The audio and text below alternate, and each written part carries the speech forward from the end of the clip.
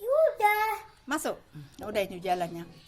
Salam Bapak Ibu Saudara-saudariku yang dikasih Tuhan Yesus Kristus. Apa kabar? Kita berjumpa lagi lewat kebenaran firman Tuhan, berita keselamatan. Tentu saja Bapak Ibu Saudara-saudariku baik-baik saja, bukan? Kita patut mengucap syukur pada hari ini karena kita masih sehat, bisa bernapas, makan, minum. Itu semua hanya kasih karunia Tuhan. Bapak Ibu, di sini kita berbicara tentang lidah. Kita tahu Bapak Ibu, lidah ini adalah anggota tubuh yang paling kecil, tapi paling sulit dijaga. Seperti dikatakan di Yakobus. Sini dikatakan, semua jenis binatang liar, burung-burung, serta binatang-binatang menjalar, dan binatang-binatang laut dapat dijinakkan dan telah dijinakkan oleh sifat manusia, tetapi tidak seorang pun yang berkuasa menjinakkan lidah. Ini Bapak Ibu, kita sudah mendengarkan firman. Satu yang terutama yang saya ambil di sini Bapak Ibu, waktu Raja Saul berperang, dia sudah kalah, tapi belum mati dia. Lalu pikirannya dia sudah nggak bisa lagi bangkit pikirannya. Disuruhnya lah kawannya itu, rompongannya itu, bunuhlah aku katanya. Jadi, tapi kawan-kawannya itu, rompongannya itu tidak mau membunuh. Kita tahu Bapak Ibu, Raja Saul ini seorang yang sudah diurapi Tuhan. Jadi, karena gak ada orang mau membunuh dia, diambilnya lah pedangnya. Dijatuhkannya badannya ke pedang ini. Berarti dia sendiri yang membunuh dia, bukan orang. Setelah beberapa hari, datanglah orang mengadu kepada Raja Daud. Mengasih tahu kabar bahwa Saul sudah mati. Tentu saja Bapak Ibu, Raja Daud harus bertanya, ada apa kabar? Mengapa anak ini begitu? Karena dia pun sayang kepada Raja Saul.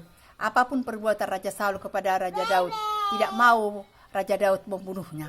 Karena dia seorang raja yang diurapi Tuhan, ya Bapak Ibu. Jadi saya sudah datang mengadu kepada Raja Saul ini, mengatakan bahwa Raja Saul sudah mati. Lalu Daud bertanya,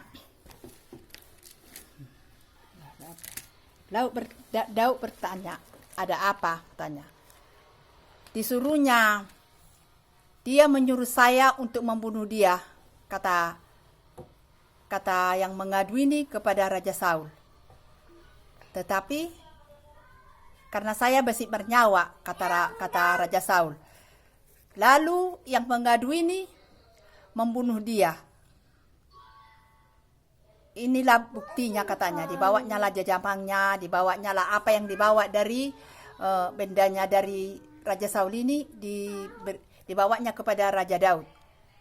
Tetapi Bapak Ibu, karena dia tidak menjaga lidahnya, lidah ini sangat buas. Makanya dibilang, dengan ucapanmu kau dihukum, dengan ucapanmu kau dibenarkan. Ada ayatnya itu Bapak Ibu.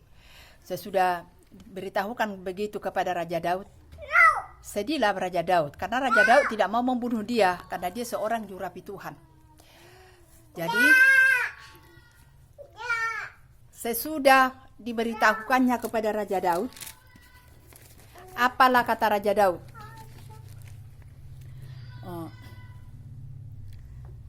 Kemudian, tidakkah engkau segan mengangkat tanganmu, memusnahkan orang yang diurapi Tuhan? Lalu Daud memanggil salah seorang dari anak buahnya dan berkata, kemari, paranglah dia. Orang itu memarangnya sehingga mati.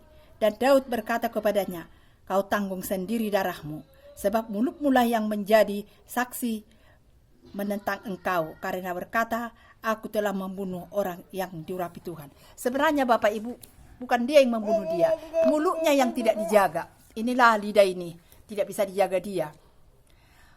Raja Saul sendiri yang membunuh dia, bukan anak tadi yang mengadu tadi, tapi karena dengan ucapannya dia, akhirnya dia dibunuh, diparang oleh pihak si Raja Daud.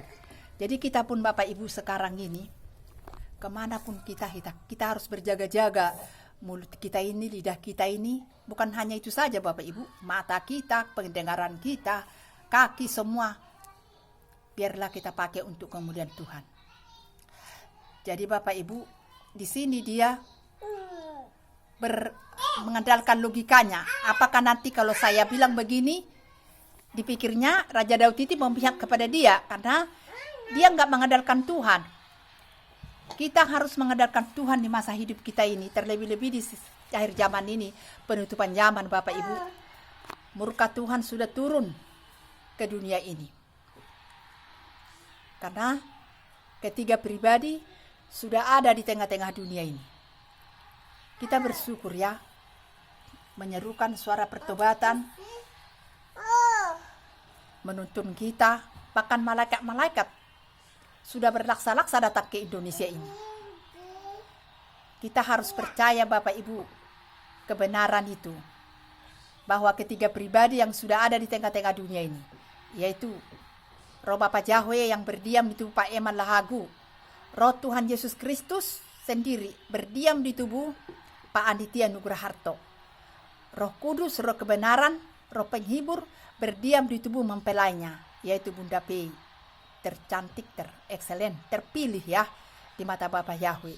Kita harus percaya, jangan lagi mengatakan kok nggak ada nampak. Dia kan roh. Bagaimana kita menampak roh? Kita merasa, kita percaya dengan iman, karena kita percaya bukan karena melihat, dengan iman kita. Bapak Ibu saudara-saudariku, jangan mengeraskan hatinya. Murka Tuhan sudah turun ke bumi ini.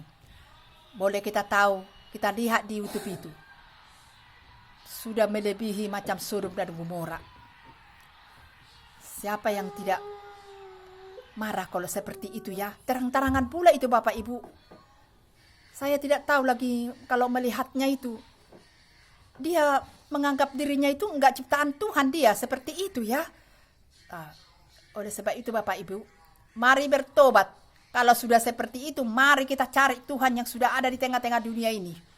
Tuhan sangat senang, sangat berharga kita di mata Tuhan kalau kita bertobat, meninggalkan yang jahat, meninggalkan dunia ini. Dunia ini dunia tipu-tipu, hari-hari semakin jahat, kasih semakin dingin. Hanya Tuhan Yesus Kristus yang kita andalkan, nama yang berkuasa, yaitu Bapa Yahweh, Bapa Yeshua HaMashiach Elohim ya, nama yang berkuasa, pencipta langit, bumi, segala isinya. Kepada dialah kita berseru-seru. Jangan mengandalkan pikiran. Ini pun anak tadi yang mengadu kepada Raja Saul karena mengandalkan pikirannya. Dipikirnya dia si Raja Daud nanti memihak sama dia. Tahu-tahu apa hasilnya? Diparang dia. Karena memang Saul raja diurapi. Jadi kita harus hati-hati menjaga pikiran kita, mulut kita. Sama dengan saya Bapak Ibu, banyak dosa. Sama-sama belajar kita. Semua kita berdosa Bapak Ibu. Kadang-kadang kalau dipikir Bapak Ibu, berpikir kita kasihan nengok Tuhan kita itu. Sudah mati bagi kita. Melawan lagi kita. Tidak mau bertobat. Sudah diserukan suara pertobatan melalui hamba-hambanya, pelayannya, saksi-saksinya, bintang-bintangnya. Malaikat-malaikat juga tidak juga mau bertobat. Oleh sebab itu Bapak Ibu, jangan kita keraskan hati kita. Tuhan sangat mengasihi kita. Sampai sekarang tangannya masih mengulurkan untuk kita anak-anaknya yang jatuh bangun. Sebentar lagi penutupan zaman sekarang Bapak Ibu. Tidak lama lagi dunia ini Bu. Jadi sesudah lewat nanti tidak ada penyesalan. Mari kita serukan. Dan ketiga pribadi jangan kita nggak percaya lagi Bapak Ibu. Percayalah. Itu kebenaran. Jadi Bapak Ibu, mari kita sama-sama bertobat, memperbaiki diri, meninggalkan dunia yang gelap ini. Kita menuju kepada sorgawi. Karena dari sanalah kita datang. Kita menumpangnya di bumi ini, Bapak Ibu. Tidak ada yang kita andalkan, Bapak Ibu, di bumi ini. Tidak ada. Hanya iman kita ini kita bawa kepada Tuhan Yesus. Saya pun selalu, Bapak Ibu, berdoa supaya saya jangan jatuh bangun. Tolong aku, Tuhan Yesus, tolong aku. Ampuni aku yang manusia berdosa ini. Begitu saja saya setiap hari. Tetapi Bapak Ibu, selagi kita bernapas di bumi ini tidak luput dari kesalahan. Minta ampun kita. Minta ampun. Kita minta tuntunan Roh Kudus untuk membimbing kita. Jadi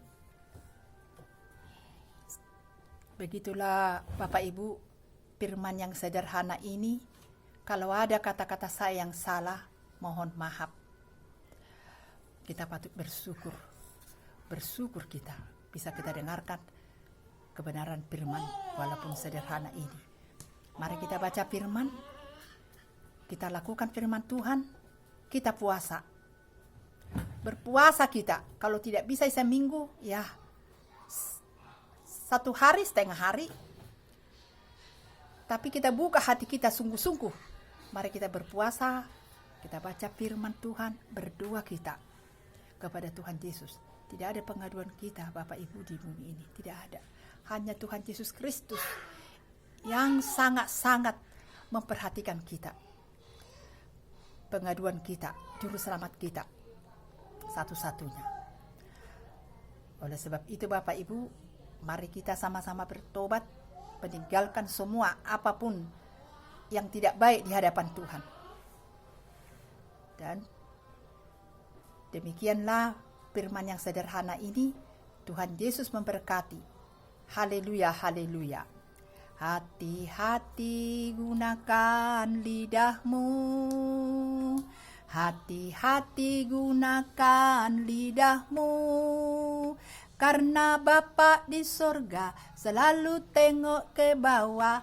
Hati-hati gunakan lidahmu. Melalui pujian saya ini, nama Tuhan dimuliakan. Haleluya, haleluya. Salam.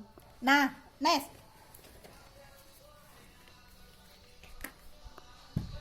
Nes, nah. Dion, matikan dulu, aku udah masuk, matikan. Ngapain? Udah masuk, masukkan. Saya udah siap